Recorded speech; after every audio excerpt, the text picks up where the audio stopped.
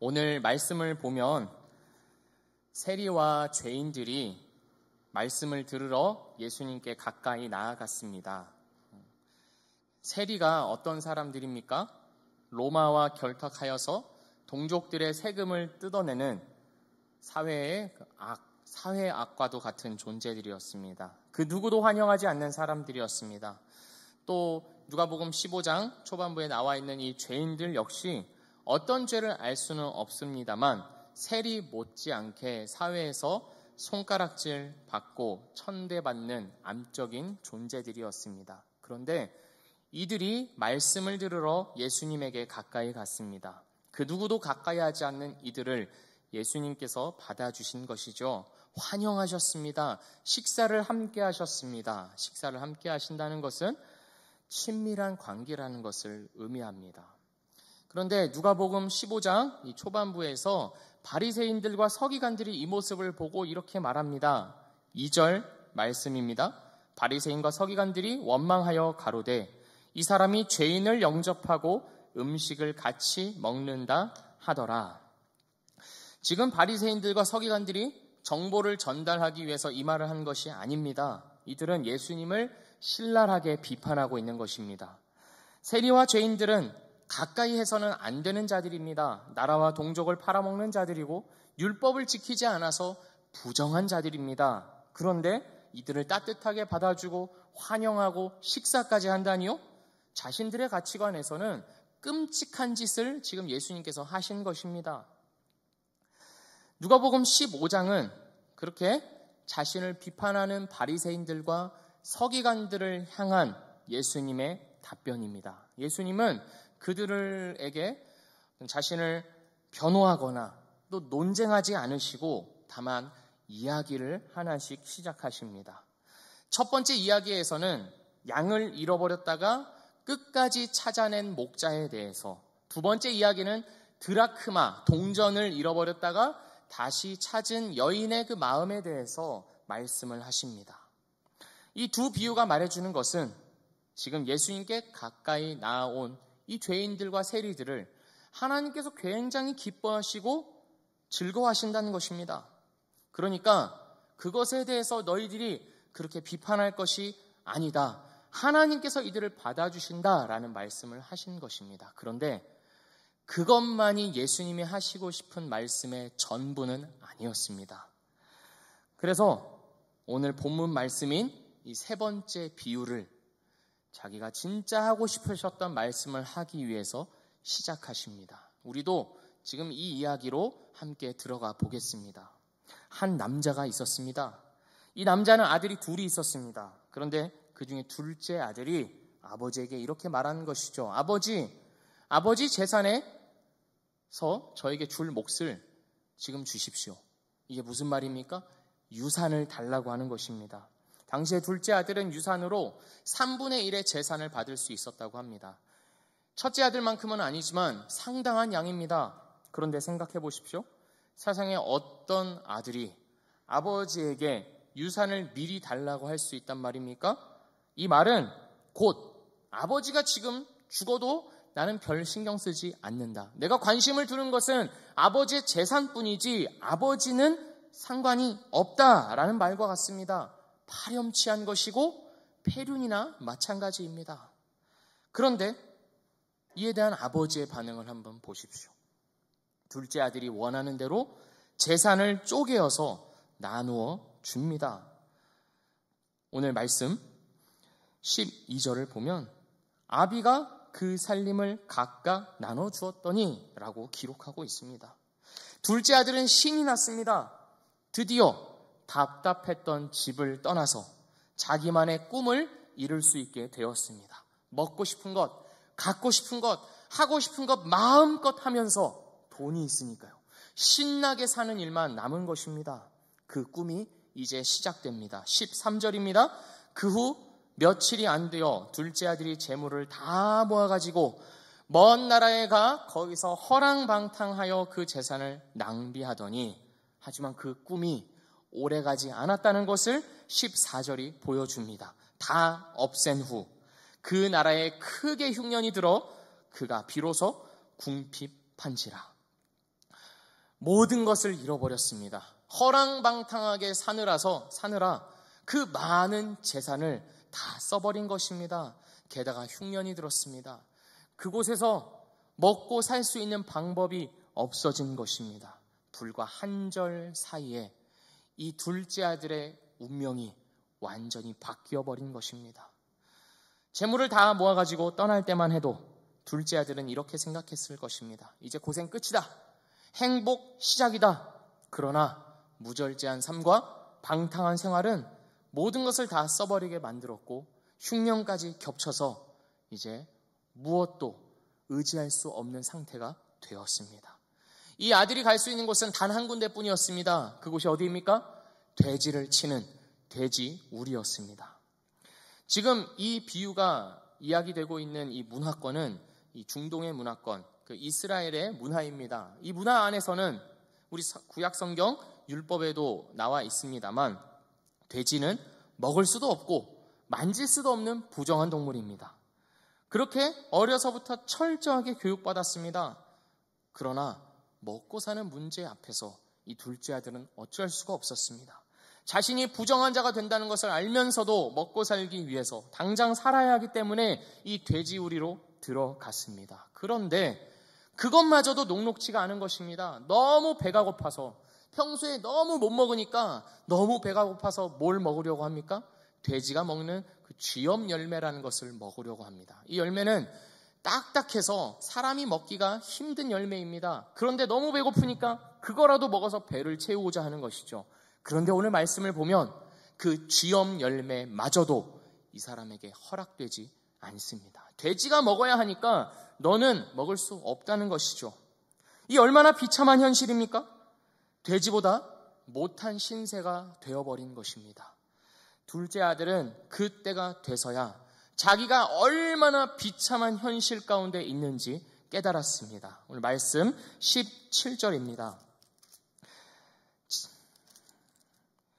이에 스스로 돌이켜 가로되 내 아버지에게는 양식이 풍족한 품꾼이 얼마나 많은고 나는 여기서 주려 죽는구나.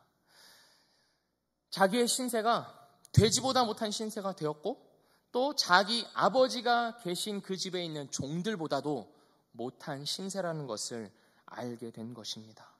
그래서 결단을 합니다. 18절, 19절입니다. 내가 일어나 아버지께 가서 이르기를 아버지여 내가 하늘과 아버지께 죄를 얻었사오니 지금부터는 아버지의 아들이라 일컬음을 감당치 못하겠나이다. 나를 품꾼의 하나로 보소서 하리라. 이 아들은 아버지에게 돌아가는 것 말고는 자기가 살 수 있는 방법이 없다는 그 비참한 현실을 깨달았습니다. 자기 마음대로 살아봤더니 지금 이 모양 이 꼴로 살 수밖에 없음을 알게 된 것입니다. 그래서 아버지에게 발걸음을 옮기기 시작합니다. 이 돌아가는 길을 한번 생각해 보십시오. 얼마나 많은 걱정을 했겠습니까? 아버지가 나를 받아주실까? 내가 이 따위밖에 안 되는데 쫓겨나는 것 아닐까? 내 몫의 재산을 다 받아놓고 이제 와서 무슨 염치로 내가 아버지께 돌아갈 수가 있나? 문전박대 당하는 것은 아닌가? 일하는 품꾼들조차 종들도 나를 무시하고 박대하는 것은 아닌가? 하는 마음으로 그런 걱정으로 한 걸음 한 걸음 집으로 돌아갔을 것입니다. 우리의 인생이 참으로 그렇지 않습니까? 하나님의 품을 떠나서 내 마음대로 살아봤습니다. 하지만 그런 삶에는 어떤 선한 것도 없음을 알게 된 것입니다. 행복을 찾아서 떠나보았지만 하나님 없이 자유로운 삶을 꿈꿔보았지만 자유로워지기는커녕 도리어 자유를 빼앗긴 채 속박되고 죄에 억눌리고 억압되는 죄책감에 시달리는 삶을 살 수밖에 없었습니다. 만족스러운 삶이 주어지기는커녕 공허함과 허무함에 사무치는 삶을 살 수밖에 없던 것입니다. 그래서 이게 아니구나 싶어서 하나님에게 돌아가기로 결심합니다. 내가 인간답게 살고 진짜 숨 쉴 수 있는 곳이 하나님의 품밖에는 없다 하면서 하나님께 돌아갑니다. 그런데 우리 마음 가운데 이런 걱정이 있는 것이죠. 하나님이 나를 받아주실까? 하나님이 나를 여전히 아들로 생각하실까? 나는 아무리 생각해도 죄밖에 없는데, 내 스스로 생각해도 나는 너무나 끔찍한데 돌아갈 수 있을까?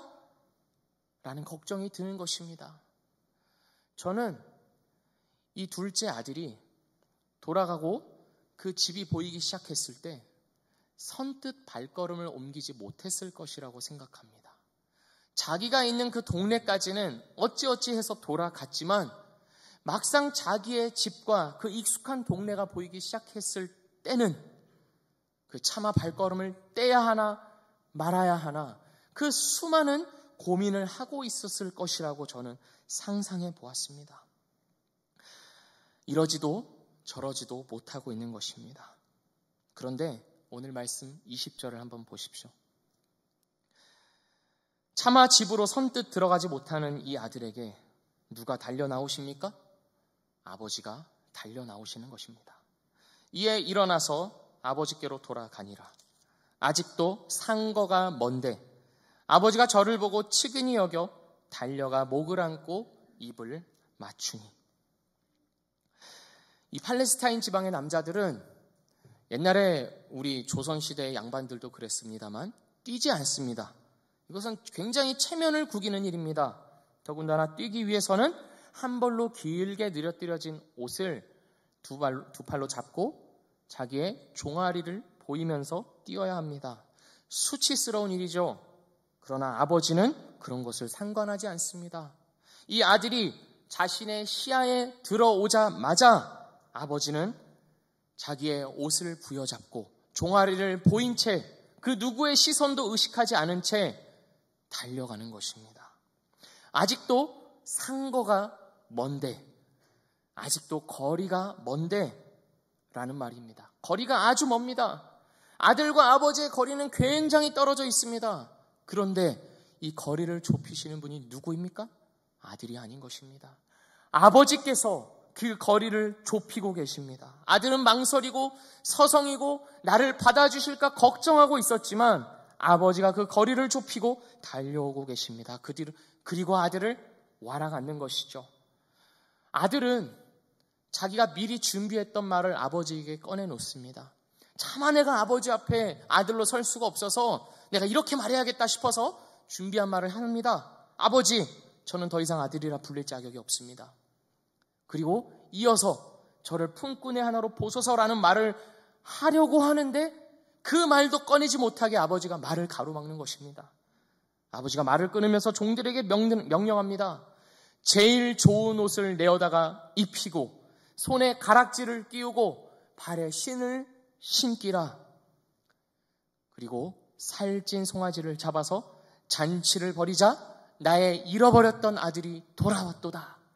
지금 당장 가져와라 하면서 아버지가 기뻐서 소리를 지릅니다. 아직도 거리가 먼데 하나님과 우리의 거리가 어떤 거리입니까? 아주 먼 거리입니다. 결코 가까워질 수 없는 거리입니다. 하나님은 거룩함과 영광 중에 계시고 우리는 그 거룩함과 영광을 보기만 해도 죽을 수밖에 없는 철저한 죄인들이기 때문입니다. 그러나 결코 가까워질 수 없는 그 거리, 우리가 좁힐 수 없었던 그 거리를 좁히시는 분이 누구이십니까? 바로 우리의 하나님 아버지이십니다. 우리는 죄책감에 시달려서 집으로 돌아가지 못하고 있었지만 나 같은 것은 아무 쓸모없는 놈이야 하면서 먼발치에서 아버지에게 돌아가야 하나 말아야 하나 서성이고만 있었지만 아버지께서 그 아들 예수 그리스도를 이 땅에 보내심으로 인하여서 그 가까워질 수 없었던 거리가 단번에 좁혀지고 그 거리가 없어졌던 것입니다. 사랑하는 미랄교회 성도 여러분, 우리는 하나님을 무엇이라 생각합니까? 우리는 하나님을 나의 이해와 오해 속에 가두어 놓아서 내가 죄를 짓고 내가 죄책감에 시달릴 때 저 하늘 위에서 팔짱을 끼면서 나를 보면서 그래, 너가 죄인이지. 그래, 너가 언제 돌아오나 한번 보자 라고 말하는 분으로 생각하고 계시지는 않습니까? 결코 가까워질 수 없는 거리이기에 그 거리에 절망하고 계시지는 않습니까? 내가 너무 부족해서 하나님 앞에 설 수 없다고 생각하시지는 않습니까? 오늘 말씀이 보여주는 하나님은 그런 하나님이 아닙니다. 오늘 말씀이 우리에게 말해주는 하나님은 하나님에게로 돌아가는 그 아들을 향해서 달려가고 와락 안아주고 입 맞추고 잘 왔다 하면서 마치 사랑하는 연인을 대하듯이 만지고 감싸 안고 품어주고 필요한 모든 것을 옷과 반지와 신발을 신기고 잔치를 벌이자고 기뻐하시는 그런 하나님이십니다. 사랑하는 우리 성도 여러분, 우리는 자꾸 염치를 차리려고 합니다. 하나님 앞에서 자꾸 염치를 차리려고 합니다. 내가 하나님 앞에 이만큼도 못하는데, 내가 말씀대로 살지도 못하는데 내가 무슨 자격이 있나 하면서 하나님 앞에 선뜻 나아가지 못하는 것입니다. 내가 좀 신앙생활을 잘하면, 내가 좀 괜찮아지면 그때가 돼서야 하나님 앞에 설 수 있다고 생각하는 것이죠. 그러나 오늘 말씀은 우리에게 말해줍니다. 그럴 필요 없다는 것입니다. 서성이면서 나를 받아주실까? 내가 자격을 갖추려고 애쓸 필요 없다는 것입니다. 애초에 나의 자격과 노력, 열심, 공로로 우리는 하나님 앞에 설 수 없는 자들입니다. 하나님께서 우리를 받아주시는 이유는 우리에게 있지 않습니다. 하나님께서 우리를 자녀라 불러주시는 이유는 결코 우리의 어떠함에 있지 않습니다. 하나님의 아들 예수 그리스도가 우리의 죄를 대신해서 죽으시고 우리의 죄를 용서해 주셨기에 우리는 그 예수님을 믿음으로만 하나님 앞에 설 수 있는 것이지, 내가 뭘 잘해서, 내가 신앙생활을 잘해서, 내가 기도를 열심히 해서 하나님 앞에 설 수 있는 것이 아니라는 것입니다. 사랑하는 미랄교회 성도 여러분, 그러니 개의치 말고 돌아오십시오. 하나님이 받아주십니다. 하나님께서 기다리고 계십니다. 우리가 회개하고 우리의 죄를 버리고 하나님께로 돌아갈 때 하나님은 잘했다 하면서 우리에게 달려와 우리를 안으시고 우리의 자녀됨을 다시 회복시켜 주시는 분이십니다. 이 하나님을 믿고 하나님 앞에 돌아가고 또 돌아가는 우리 모두가 되기를 주님의 이름으로 축복합니다. 그런데 의문이 하나 있습니다. 오늘 이 세 번째 비유에서는 앞선 두 비유와는 달리 이 하나님이 굉장히 수동적으로 보인다는 것입니다. 첫 번째 비유에서는 양을 잃어버린 목자가 모든 곳을 다 돌아다니면서 이 양을 찾아다닙니다. 그리고 두 번째 비유에서는 동전을 잃어버린 여인이 그 집안을 샅샅이 뒤지면서 이 동전을 찾고자 합니다. 그런데 이상하게도 이 비유에서는 이 아들을 찾는 아버지의 적극적인 모습이 보이지 않습니다. 그래서 이런 생각이 드는 것이죠. 아니, 하나님은 나를 그냥 놔두시는 것인가? 하나님은 적극적으로 찾지 않으시는가? 라는 생각이 드는 것입니다. 왜 아들을 말리지 않았을까요? 이 아버지가 아들이 나가겠다고 했을 때, 야, 너 그러면 안 된다. 너 그러면 고생한다. 그러지 말고 여기에 있어라 하면서 말릴 수 있지 않습니까? 또 이 아들이 먼 나라에 가서 고생을 하고 있을 때 이 아버지가 좀 나가서 찾아왔어야 하는 것 아닙니까? 아들이 개고생할 때까지 이 아버지는 뭐 하고 있었냐는 말입니다. 진정한 아버지의 모습이 안 보이는 것 아닙니까? 하는 오해를 불러일으킵니다. 그런데 우린 이 사실을 기억해야 합니다. 첫 번째 비유와 두 번째 비유에서는 잃어버린 것이 물건이었습니다. 물건이기에 그것을 찾으러 나가서 찾고 가지고 돌아오면 됩니다. 하지만 이것이 물건이 아니라 사람이라면 이야기가 달라집니다. 사람은 어떤 지갑처럼 잃어버려가지고 그것을 찾고 가지고 돌아오기만 하는 그런 존재가 아닙니다.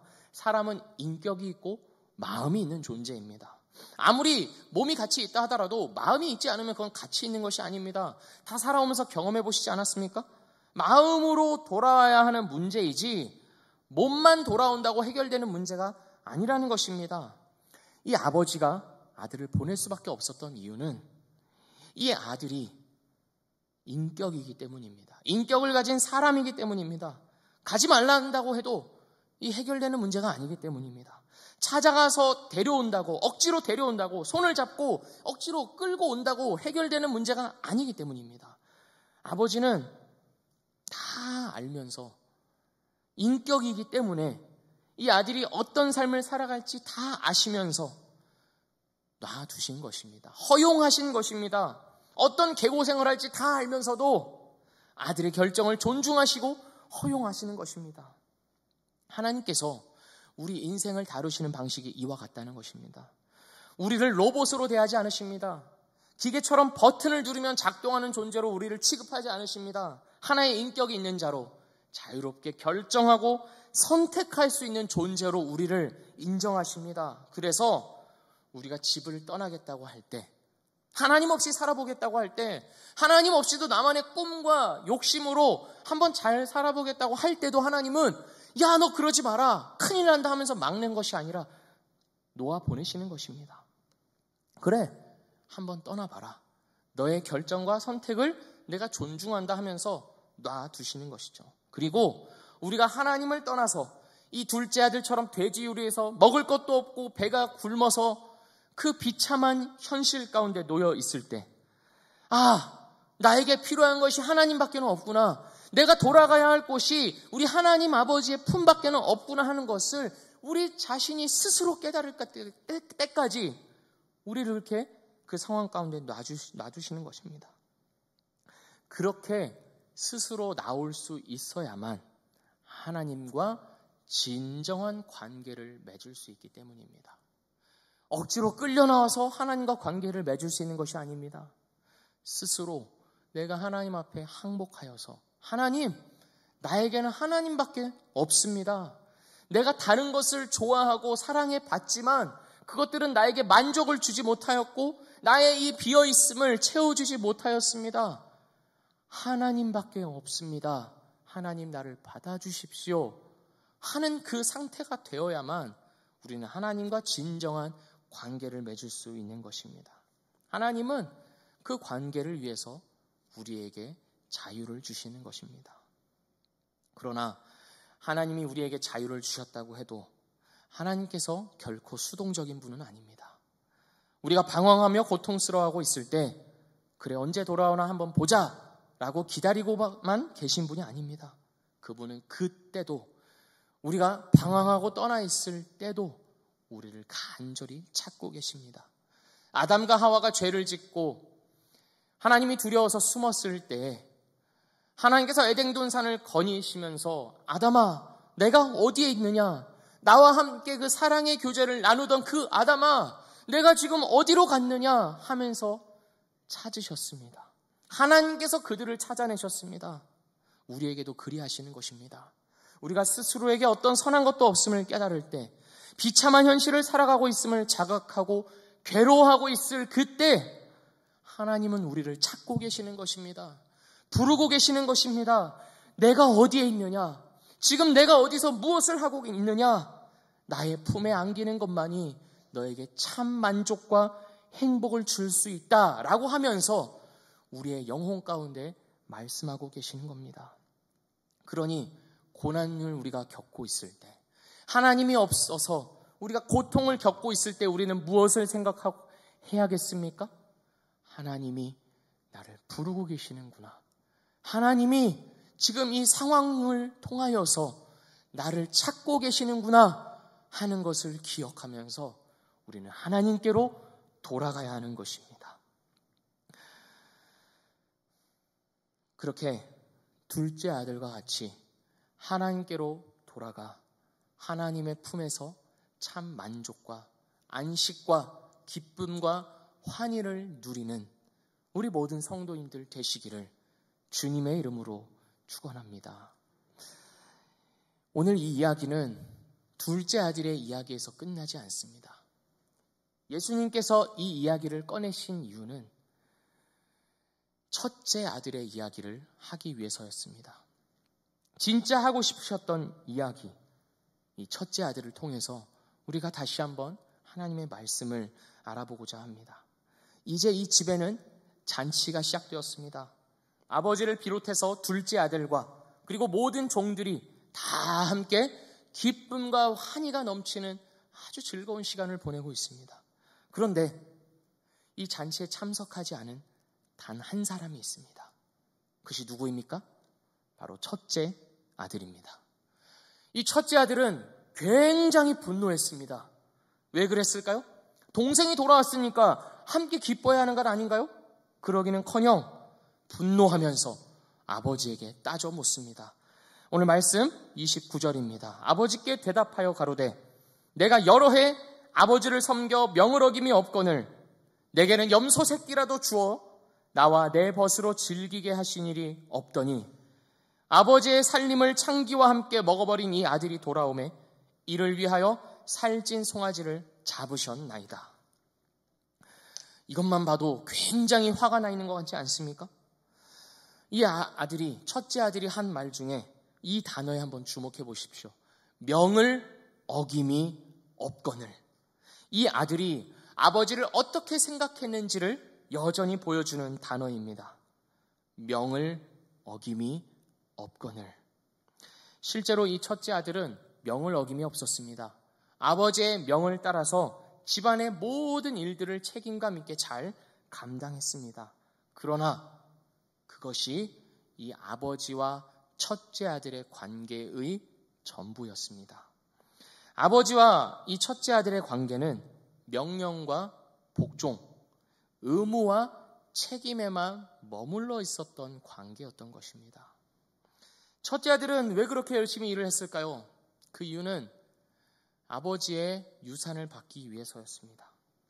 자신에게 주어진 일을 첫째 아들로서 성실하게 잘 감당해야 아버지가 돌아가신 후에 유산을 상속받을 수 있었기 때문입니다. 이 형이 아버지의 말을 잘 들은 것은 아버지를 사랑해서가 아니었습니다.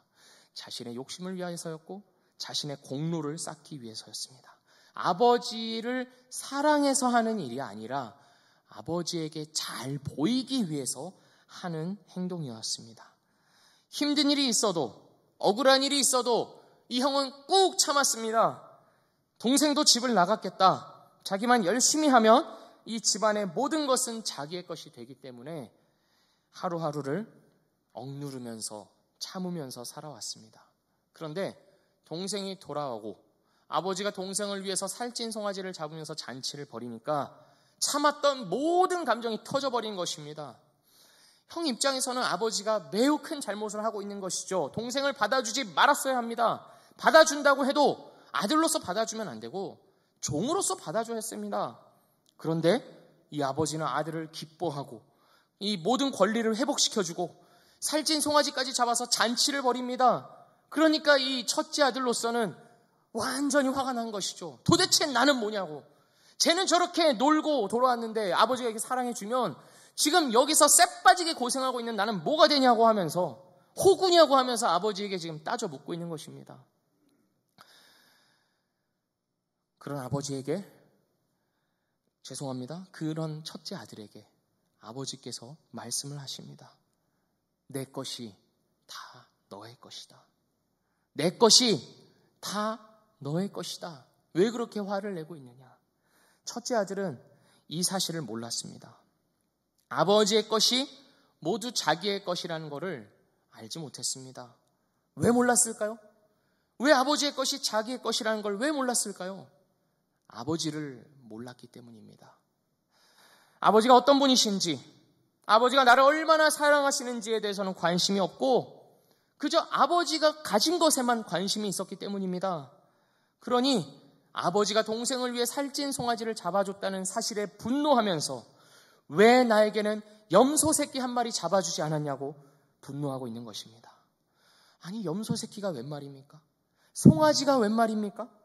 이 집 전체를 다 달라고 해도 아버지가 왜 주지 않았겠습니까?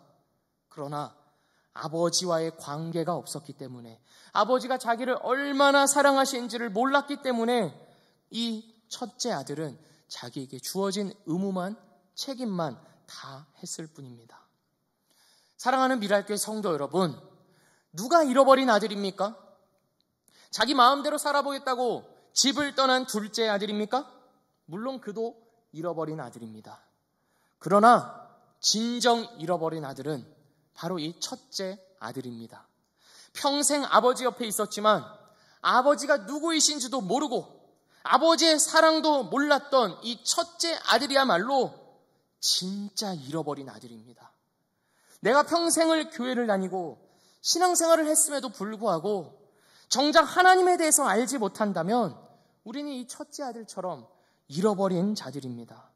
하나님께서 예수 그리스도를 보내셔서 나를 구원하셨다는 이 사실이 그저 머리에만 머물러 있고 당연한 사실이 되어버렸다면 오늘 현실 속에서 나의 삶에 가장 큰 영향을 끼치는 사실이 아니라면 그는 분명히 잃어버린 자입니다. 매일매일 하나님과의 생생한 관계, 둘째 아들처럼 이제 나는 아버지밖에 바랄 것이 없습니다. 나는 아버지 앞에 종밖에 되지 않습니다. 하나님 나를 받아주시는 것만으로도 나는 감사합니다. 라는 그런 마음으로 하나님과 함께하는 삶을 살고 있지 않는다면 우리는 잃어버린 자입니다. 예배 드려야 하니까, 11조를 드려야 하니까, 봉사를 해야 하니까, 직분이 있으니까 하는 의무와 책임에만 머물러 있다면 우리는 잃어버린 자입니다.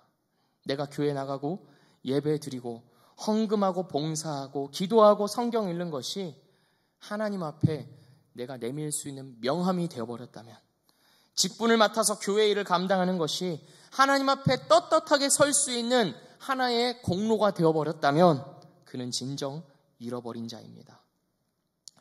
이런 사람들의 특징은 무엇인지 아십니까?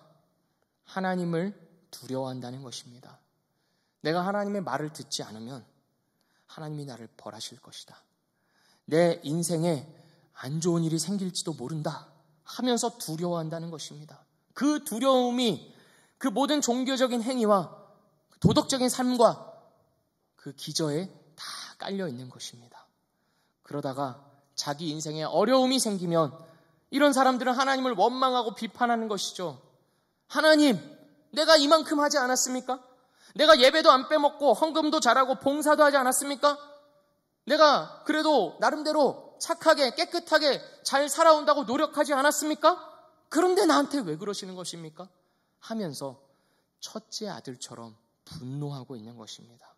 하나님과 함께하는 이 잔치 자리를 맛보지 못하고 자신이 부당한 대우를 받았다고 하나님 앞에 항변하고 있는 것입니다. 아버지를 모르니까 이렇게 되는 것입니다. 아버지를 모르니까 왜 나에게 살찐 송아지를 잡아주지 않았냐고 불만을 품는 것입니다. 그러나 아버지를 알게 되면 우리는 어떻게 반응하게 됩니까? 아버지의 사랑을 우리가 깨닫게 되면 우리에게서는 어떤 말들이 나오게 됩니까?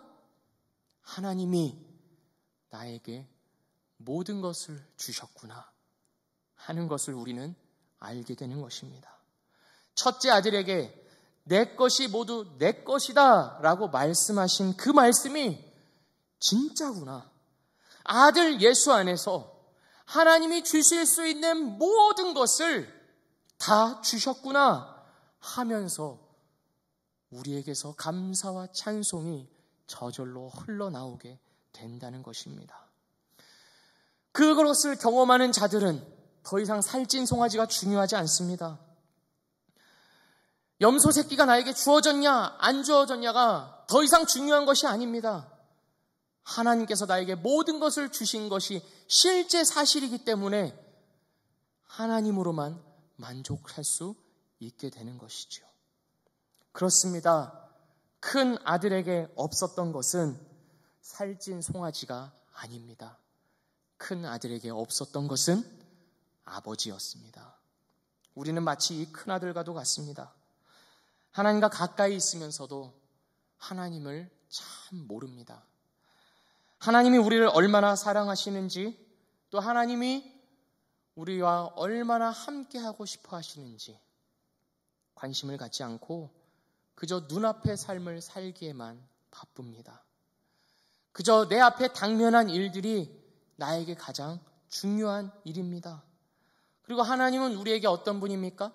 나의 바쁜 일상을 위로해 주는, 나의 아픔을 잠시나마 잊게 해주는 진통제 정도로 여길 뿐입니다.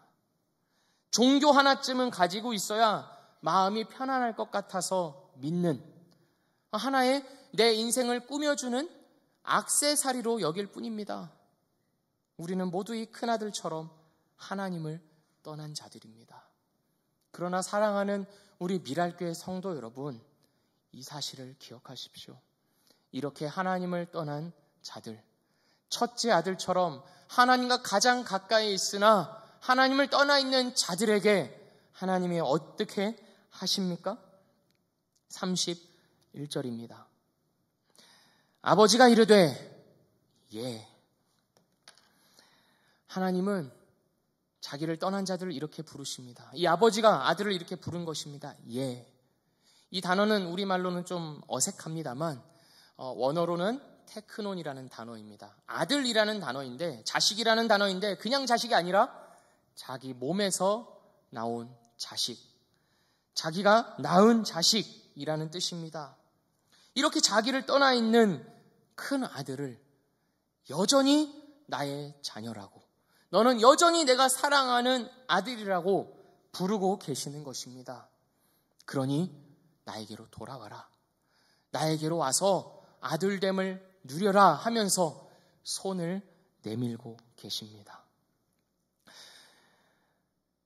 예수님께서 이 세 번째 비유를 말씀하신 것은 바로 이 첫째 아들과도 같은 바리새인들과 서기관들을 위해서였습니다.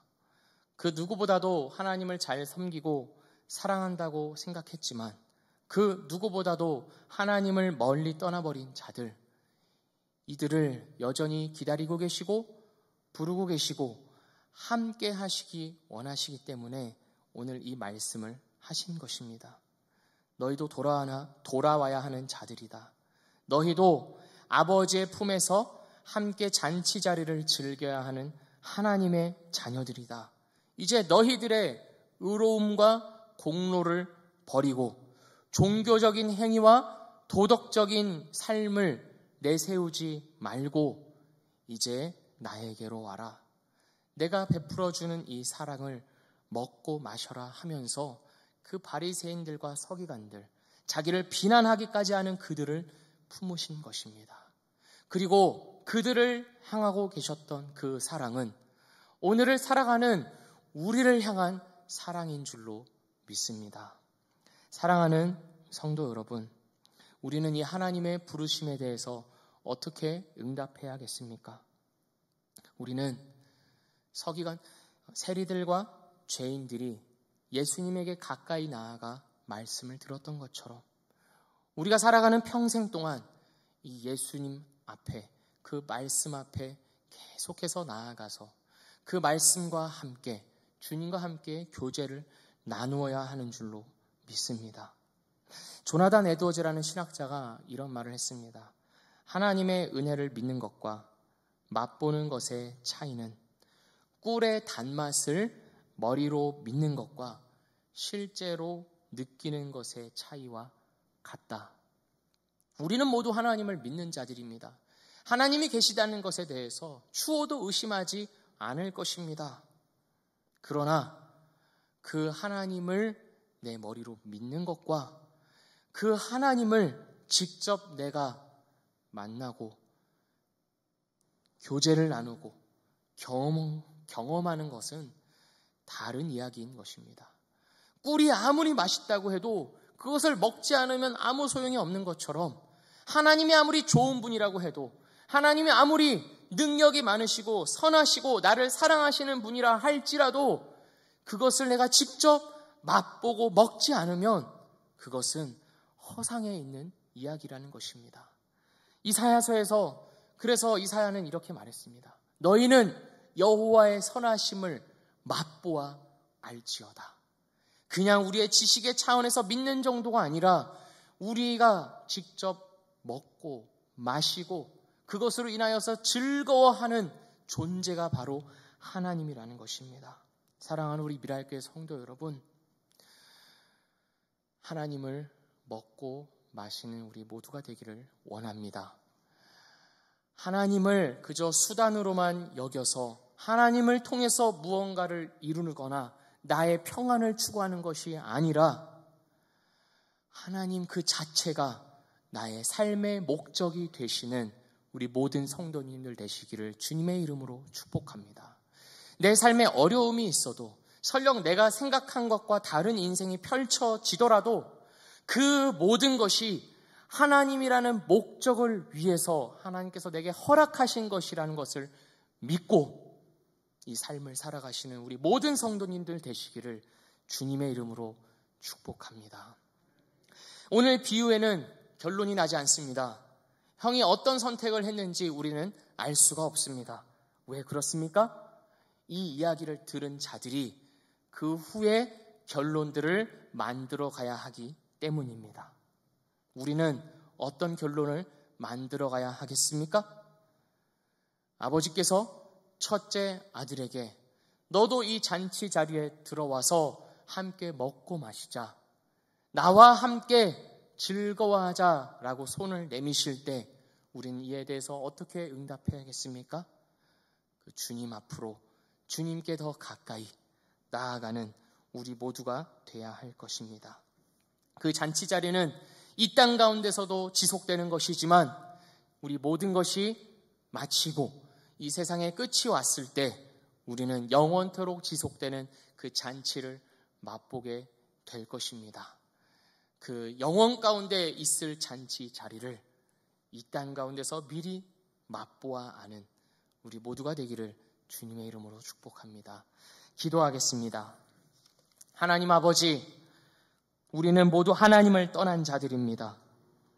나의 꿈과 나의 욕망을 쫓아서 하나님을 떠났고 나의 도덕적인 삶과 종교적인 행위로 하나님 앞에 의로워지려고 하면서 하나님을 떠났습니다.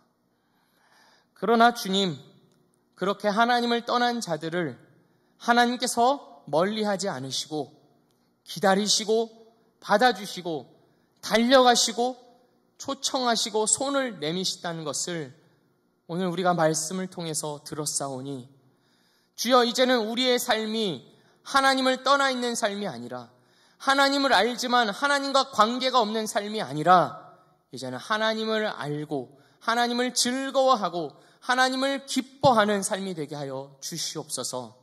비록 삶에 어려움이 있다 할지라도 하나님이 그 모든 것들을 통하여서 하나님을 보여주시고 알게 해주신다는 것을 믿고 담대하게 하루하루를 주님과 함께 살아가는 우리 모두가 되도록 주여 복 주시고 인도하여 주시옵소서. 예수님의 이름으로 기도합니다.